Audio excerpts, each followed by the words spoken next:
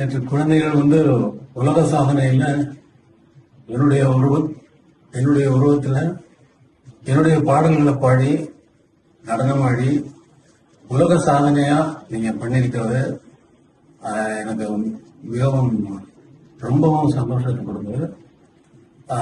இதுக்கு என்ன நான் திருப்பி செய்ய முடியும் அப்படிங்கிறதுல ஒரு நன்றி சொல்றது வரைக்கும் தான்.